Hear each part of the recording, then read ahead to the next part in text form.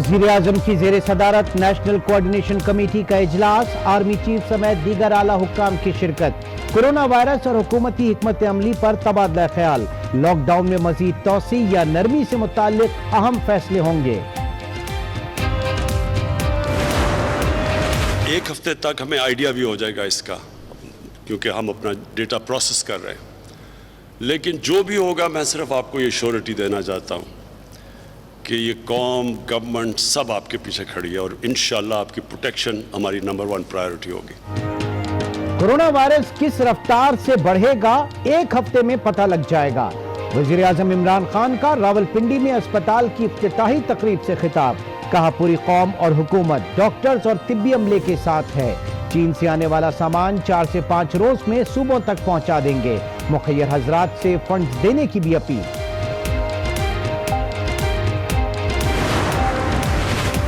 Lockdown बढ़ाने का फैसला, स्टेक होल्डर से मुशावरत के बाद करेंगे। पहले जानें बचानी है, उसके बाद मईशत। वजीर आला सिंध की आज न्यूज से खुसूसी गुफ्तगू।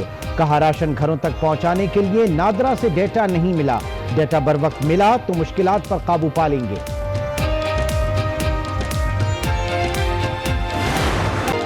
मुल्क में कोरोना वायरस से मुतासरीन की तादाद 2000 से तजावुज कर गई। पंजाब में 740, सिंध में 676, खैबर पख्तूनख्वा में 253, गिलगित बल्तिस्तान में 184, बलूचिस्तान में 158, इस्लामाबाद में 54 और आजाद कश्मीर में 6 केस सामने आए।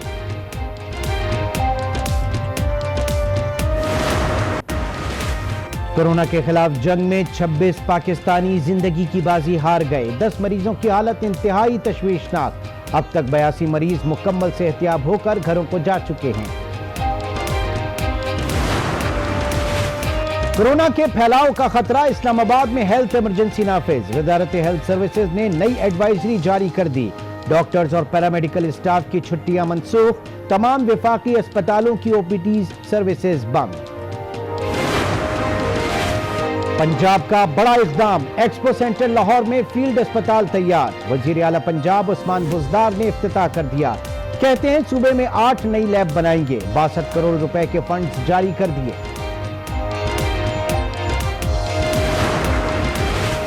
रुकन कौमी असेंबली जावेद अली शाह जिलानी भी कोरोना से मुतासिर हो गए। टेस्ट मस्बत आने पर खुद को आइसोलेट कर लिया। कहते हैं डॉक्टरों की दावत की थी, उनमें से एक वायरस से मुतासिर था। मुसलमान हज की तैयारियां फिलहाल मुअख्खर कर दें। सऊदी वजीर हज व उमरा डॉक्टर मोहम्मद सालेह बिन ताहिर बिन तन की गुफ्तगू। वजीर खारजा शाह महमूद कुरैशी का सऊदी हममनसब को टेलीफोन। कोरोना वायरस के फैलाव की रोकथाम पर तबादला ख्याल। सऊदी शहरियों की अमवात पर गहरे दुख का इजहार।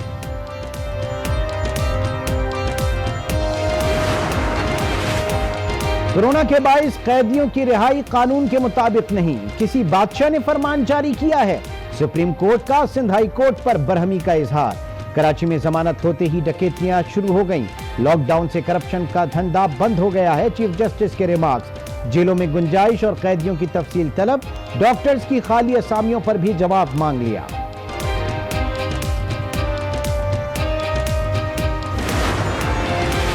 मुल्क भर में लॉकडाउन से मेहनतकश परेशान। सरकार का राशन पहुंचाने का वादा पूरा न हो सका।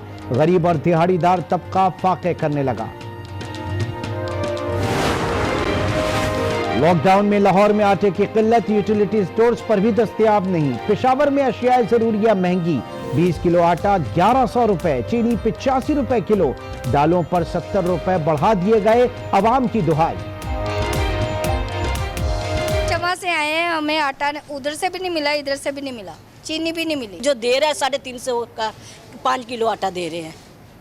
वादियों में सौदा सारा महंगा इतना कि ज़्यादा में नहीं दुकानों पे भी ले सक रहे। तमाम लोगों ने अपना जो मनपसंद का रेट है वो लगाया हुआ, और उनसे अगर पूछें क्यों इतना महंगा कर दिया तो हर शख्स यही कह रहा है कि पीछे से हमें महंगा आ रहा है। दुनिया में कोरोना वायरस से सूरत हाल संगीन। 8,74,000 से ज्यादा अफराद। 128, स्पेन में 9,053, फ्रांस में 3,523 और ईरान में 3,036 अफराद जान से गए।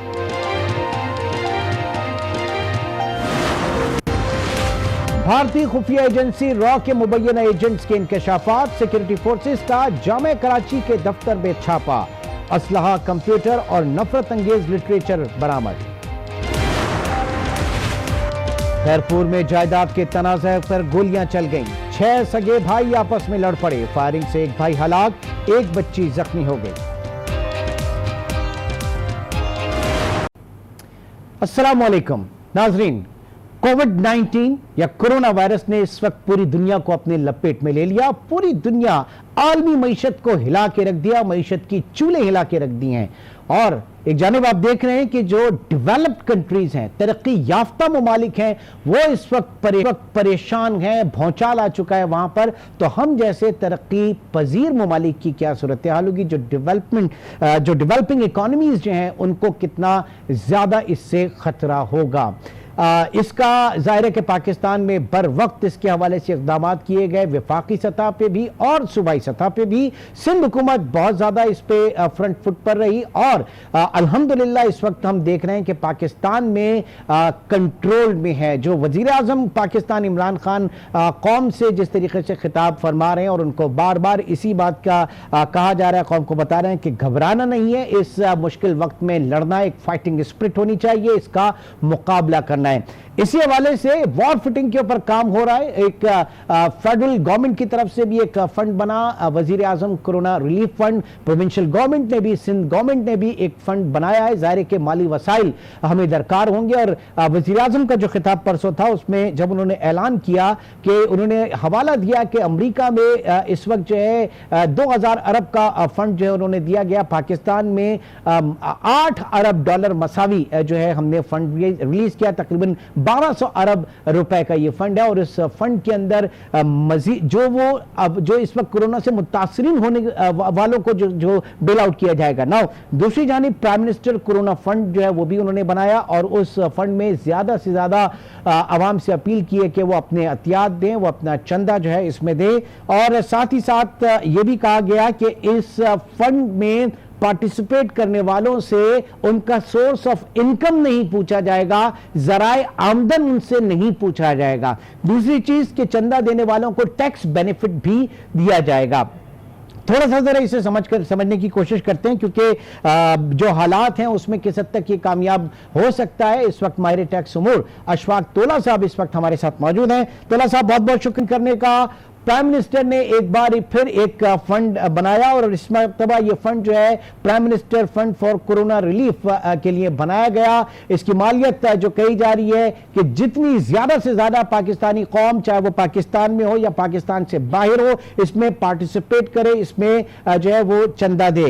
ये जो कहा गया कि जराए आमदन नहीं पूछा जाएगा और उन्हें टैक्स बेनिफिट भी दिया जाएगा। तोला साहब, बुनियादी सवाल यह है कि आप इस वक्त यहां तक गले तक धसे हैं एफएटीएफ की ग्रे लिस्ट में, और दूसरा क्या आईएमएफ, क्योंकि जब जराए आमदन नहीं पूछा जाएगा इसका क्या मतलब लिया जा सकता है? क्या एफएटीएफ आपको इसकी इजाजत देगा? बिस्मिल्लाहिर्रहमानिर्रहीम। Imran, thank you very much. ये दो मुतज़ाद बातें हैं जो हो रही हैं। एक सबसे पहली बात यह है कि बैरून मुल्क से जो लोग आएंगे वो हमेशा आइडेंटिफाइड वे में डोनेशन दे सकते हैं और उनको कानून में कहीं इजाजत नहीं है। हमारे यहाँ इन्होंने ये कह दिया। और अभी थोड़े अर्से पहले ही, अगर आपको याद हो, ये डैम फंड जब बना था उस वक्त भी मेरा यही कमेंट था कि आप क्या कहना चाह रहे हो कि जराए आमदन नहीं पूछा जाएगा। तो मुझे एक परसेंटेज है इनकम टैक्स ऑर्डिनेंस के अंदर दिया हुआ है कि एक हद तक आप डोनेशन दे सकते हो रिकग्नाइज चैरिटेबल ट्रस्ट को, और रिकग्नाइज चैरिटेबल जो एंटिटीज या एनपीओज है उनको हम दे सकते हैं। तो मुझे नहीं समझ पड़ रही कि बगैर एक अमेंडमेंट के प्राइम मिनिस्टर साहब ने ये क्या चीज अनाउंस की है। शायद वो या उनके रुकाएकार या उनके इर्द गिर्द जो बैठे हुए जो एक्सपर्ट हैं, मैं तो तिफले मकतब हूँ, तो मुझे नहीं पता कि उन्होंने क्या सोच के ये किया है। मेरे नजदीक जब तक कानून में आप गुंजाइश पैदा ना करें, जब तक कानून इसका वजह ना करें, मेरा ख्याल है ये सिर्फ इसको कोई अमली जमा हम नहीं बना सकते। सिर्फ ये बात की हद तक तो ठीक है, अनाउंसमेंट किया है उन्होंने एक अच्छे कॉज के लिए कि लोग आए, आगे बढ़े, फंडिंग करें। मगर मेरा ख्याल है जो हमारी फंडिंग इस वक्त हो रही है और जो चैरिटी हो रही है, लोगों ने अपना एतबार खो दिया है। डैम फंड के अंदर आपका 10 बिलियन है, तो उससे मेरा ख्याल है इनको किक स्टार्ट करना चाहिए। 10 यस बिलियन यस सर, मेरा बुनियादी सवाल के 12 अरब 70 करोड़ इस वक्त डैम फंड के अंदर मौजूद है। आप सुप्रीम कोर्ट की वेबसाइट के अंदर जाके देखें, क्या उस फंड को इस वक्त इस्तेमाल नहीं किया जा सकता, कोरोना रिलीफ फंड में तब्दील नहीं किया जा सकता? क्या जरूरत का तकाजा इस वक्त ये नहीं है कि जो अवेलेबल फंड्स हैं आप उनको इसमें ले आए फौरी तौर पर?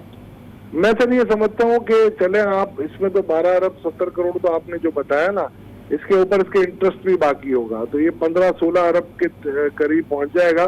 तो it can be a kick start. आप देखते रहे कि लोग आपको उसी फंड में अगर आप आगे बढ़ा देते तो शायद उसकी एक एग्जेम्पशन इनकम टैक्स ऑर्डिनेंस में दी हुई है। तो मैं ये समझ रहा हूँ कि शायद पीएम साहब ये सोच रहे थे, उन्होंने आपको अगर याद हो, उन्होंने कहा था कि कंस्ट्रक्शन के लिए भी मैं एक पैकेज देना चाह रहा हूँ। तो उनके शायद कहीं जैन के किसी गोशे में ये था कि मैं शायद एक पूरा ऑर्डिनेंस लेके आ रहा हूँ और उसमें एक ये चीज भी फंड अनाउंस कर दूंगा। मैं ये समझ रहा हूँ उसी फंड को अगर वो एक्सटेंड कर दें, और जब तक अगर कोई नया ऑर्डिनेंस नहीं आता और जब तक इसको कानूनी शक्ल ना दे दी जाए, उसी फंड को इस्तेमाल करेंगे तो मेरा ख्याल है इनके लिए आसानी हो जाएगी।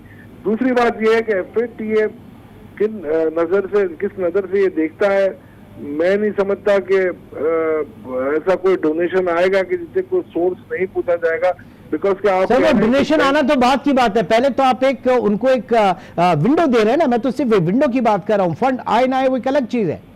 सर मनी लॉन्ड्रिंग के जो ज्यादातर इश्यूज आते हैं ना, वो मैं आपको कहता हूँ हमने अपने इसको सर पे सवार कर दिया है। ये काउंटर टेररिज्म फंडिंग है या आपकी नार्कोटिक्स की फंडिंग होती है, इन दो पे उनके ज्यादा क्वेश्चन मार्क्स होते हैं। मगर ये मुझे बताएं कौन ऐसा सखी दिल दादा होगा या हातिम ताई होगा कि जो पूरे के पूरे अपने पैसे डोनेट कर देगा और उसको कोई जरूरत ही नहीं पड़ेगी कि उसको कोई सवाल पूछने की क्या तो वो तो उस वक्त FATF का रूल तो आ जाता है जब आप मनी लॉन्डर करके इसको वाइटन कर रहे हो और आप अपने डर्टी बिजनेस को आप अपसाइज करके इसको बिल्कुल आप ड्राई क्लीन करके आप लेके आए और उसको पूरा आप लेजिटिमेट बिजनेस की शेप दे दे, तो वहाँ मेरा ख्याल है FATF ज्यादा इन्वॉल्व हो जाएगा। यहाँ कौन ऐसा शख्स है सर जो पूरी 100% अपनी डोनेशन दे देगा, और अगर दे देगा तो मैं कहता हूँ उसको वेलकम करना चाहिए। FATF से थोड़ा बहुत भुगत लेंगे, इतना भुगता है और थोड़ा कुछ लेंगे, क्या फर्क पड़ेगा। ठीक, लेकिन ये अपील तो आपको याद होगा जब एमनेस्टी स्कीम आई थी उस वक्त भी कामयाब नहीं हुई, उतनी ज्यादा मौसर नहीं रही अपनी ब्लैक मनी को वाइट करने के हवाले से। उस वक्त भी कोई समरात उतने नहीं मिली जितना जो है हुकूमत एक एक्सपेक्टेशन थी, हुकूमत की तवक्कात थी।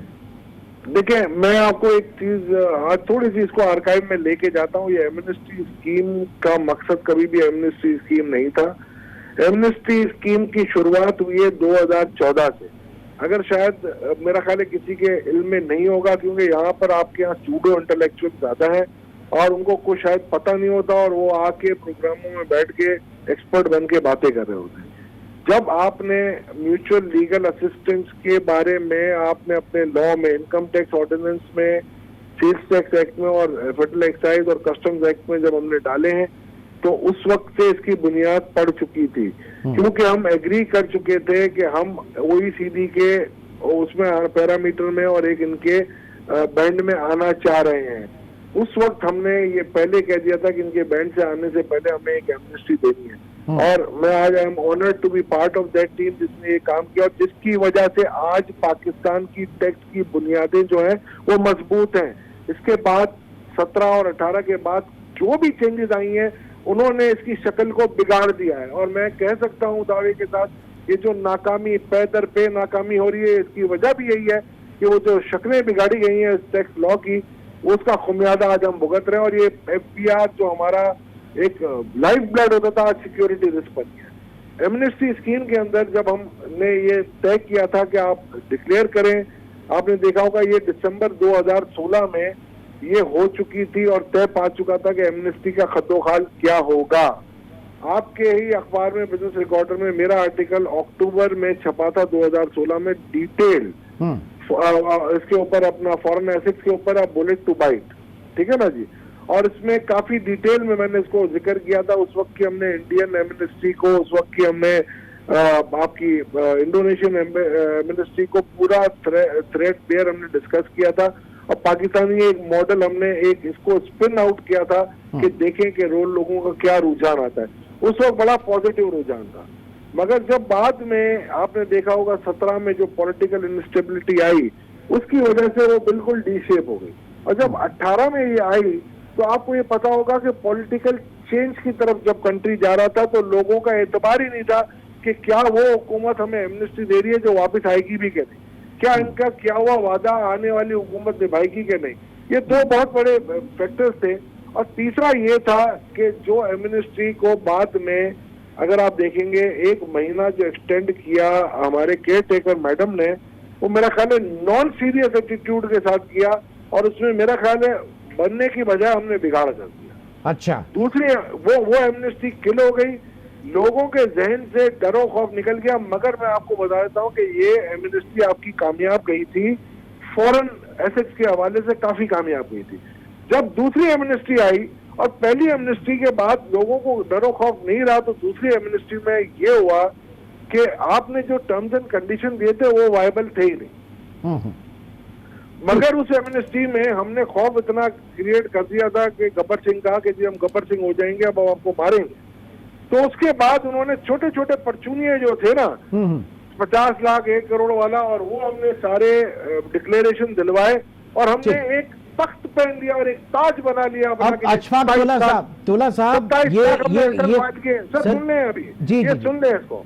27 लाख रिफंड फाइल करने का चर्चा पूरी दुनिया में हमने मशहूर कर दिया और आज इसकी हसीमत हमें उठानी पड़ रही है कि 24 लाख है। तो कहाँ गए वो रिटर्न और कौन अकाउंटेबल होगा उस एफबीआर का, उसके कानून का, उसके उस वक्त के वो जो करता धरता थे उनको आज कटहरे में लाना चाहिए, पूछना चाहिए कि उस एमनेस्टी के फेलियर की वजह कौन बना है। ठीक है, यानी ये सूडो इंटेलेक्चुअल्स जो हैं ये अकाउंटेबल भी होने चाहिए, इनकी लाई हुई चीजें, इनकी लाई हुई तरमीम और स्कीम्स जो हैं इनको सामने भी लेकर आना चाहिए, उनको जवाबदेह भी होना चाहिए। तोला साहब, ये कौम जिससे फंड रेजिंग की अपील की जा रही है, ये वो कौम है जिसने कर्ज उतारो मुल्क सवारों में अपनी बच्चियों के जेवर तक दे दिए थे। आपको याद होगा माओ ने अपनी बच्चियों के जेवर तक दे दिए, लेकिन जो ट्रस्ट डेफिसिट है हुकूमत और इस निजाम पर आवाम का, चाहे वो पिछली हुकूमतें हो या मौजूदा हुकूमत या इससे पहले की हुकूमत, वो अपनी जगह बरकरार है। ये निजाम कैसे सही होगा? हम आवाम से कब तक अपीलें करते रहेंगे और आवाम कब तक इस गैर मौसर निजाम की नजर अपना पैसा, अपनी रकम करते रहेंगे? इमरान देखो, मोमिन वो है जो एक सुराख से बार बार ना डसा जाए। कर्ज उतारो मुल्क सवारो डसे गए, बाद में लातादाद स्कीमें आई और आखिरी में डैम फूल फंड जो आया था वो भी ऐसे भी डसे गए आप। मगर बात सिर्फ इतनी सी है कि जब आपने देखा होगा कि इस मुल्क के अंदर जो मेरी इत्तलात हैं, जो मैं समझता हूँ, इस मुल्क में 425 बिलियन की चैरिटी होती है, 450 बिलियन की चैरिटी, 325 बिलियन की आपकी क्या कहते हैं ये कुर्बानी होती है और कम से कम 200 अरब का हज होता है। तो इन सबको मैं मिला लूं तो ये कम से कम 2.5 से 3.25% ऑफ जो जीडीपी होता है। आप बड़े से बड़े मुल्क में भी देख लेंगे तो 1.2 और 1.3 से ज्यादा चैरिटी नहीं होती। अगर मैं 450 अरब को भी ले लूं तो 1.2% ऑफ जो जीडीपी आप चैरिटी करते हो, जितना एजुकेशन पे आपका खर्च नहीं हो रहा। तो आप ये सोच रहे हो ये कौम उन गरीबों को, उन नादारों को देने के लिए बिल्कुल तैयार है। मगर ट्रस्ट डेफिसिट की जो आपने बात की है वो वसत पकड़ रहा है और वो वसत पकड़ेगा, बिकॉज के जो दास्ताने मीडिया के थ्रू या जो सोशल मीडिया के थ्रू आ रही होती हैं, जो एक दूसरे पे इल्जाम तराशियां हो रही होती हैं, मैं ये समझता हूं कि ये एक और गल्फ क्रिएट करेगा और ये डेल्टा बढ़ता जाएगा। अब क्या होना चाहिए सर? अब ये बताइए क्या हल है, क्या होना क्या चाहिए? इस फंड के अंदर ज्यादा पार्टिसिपेशन किस तरह से लोग करें और जो जिन नुकात की आपने बात की है वो कैसे सही होंगे? इमरान, ये ऐसे इतना शॉर्ट टर्म में नहीं हो सकता। इसके लिए आपको सबसे बड़े बड़े जो चैरिटेबल इंस्टीट्यूशन है इनको बिठाना पड़ेगा। और एक और भी वजह है, यहाँ पर हर चैरिटेबल इंस्टीट्यूशन अपने मसल्स दिखा रहा होता है कि जी मैंने फलाना ये राशन पहुंचा दिया, मैंने फलानी हॉस्पिटल बना दी, मैंने इतने मरीज ठीक कर लिए, मुझे आप डोनेशन दे, मैं चलाता हूँ, दुनिया में मैं बेस्ट हूँ। तो एक निजाम चैरिटी का सेंट्रल निजाम होना चाहिए जिसमें गवर्नमेंट का कोई भी ना हो, इंक्लूडिंग प्राइम मिनिस्टर, प्रेसिडेंट, कोई भी ना हो, और ऐसे फिलंथ्रेपिस्ट जो के काम अपना कर चुके हैं, अच्छा काम कर रहे हैं, उनमें से बोर्ड ऑफ ट्रस्टी हो, सेंट्रल फंडिंग हो, उसमें आपको एलोकेट करना चाहिए कि ये रिक्वायरमेंट है हमारे पेशेंट्स की, ये रिक्वायरमेंट है हमारे राशन की। और इसका मगर मॉडल अभी भी पाकिस्तान कहता में हूं, मौजूद है। अभी भी कहता हूं, सीएसआर अभी भी एक्टिविटीज कहता हूं। हो रही हैं। सीएसआर एक्टिविटीज सीएसआर पता है क्या होता है? हाँ। वो एक परसेंटेज ऑफ प्रॉफिट है आपका। अच्छा। और वो नॉर्मली ये होता है कि उसमें भी काफी बिजनेस इन्वॉल्वमेंट होते हैं और बिजनेस इंटरेस्ट भी होते हैं कि जी ठीक है, चले एक जगह मुझे स्कूल बनानी है, जहाँ मेरी फैक्ट्री है वहां मैंने बना दी तो कि मेरे मजदूर के बच्चे पढ़े, इस किस्म की चीजें। तो मैं ये समझता हूँ कि आप बिल्कुल जो है ना इसको रीवैम्प करना पड़ेगा, ये पूरे सिस्टम को आपको। और इसमें सबसे बड़ी बात ये सोशल रिस्पॉन्सिबिलिटी जो होती है ना, वो गवर्नमेंट की होती है कि गवर्नमेंट किस तरीके से पार्टिसिपेट करती है और उनका मयार क्या है चीजों के देखने का, वो एक बहुत बड़ा फैक्टर होता है। बहुत बहुत शुक्रिया अशफाक तोला, माहिर टैक्स उमूर इस वक्त हमारे साथ मौजूद थे। प्राइम मिनिस्टर का जो कोरोना रिलीफ फंड, जिसमें उन्होंने अपील की है कि अवाम ज्यादा से ज्यादा पार्टिसिपेट करें, इसमें फंड दें, फंड्स देने वालों से उनका जराए आमदन नहीं पूछा जाएगा और टैक्स बेनिफिट भी उनको मिलेंगे। इसमें कानूनी क्या पेचीदगियां है, इस पे बात कर रहे थे अशफाक तोला साहब, आपका बहुत शुक्रिया। नाज़रीन, एक छोटे से ब्रेक की तरफ चलेंगे और ब्रेक के बाद आपको पता है कि इस वक्त पूरी दुनिया में एयरलाइन इंडस्ट्री जो है वो तबाही का शिकार है। पाकिस्तान में भी इसके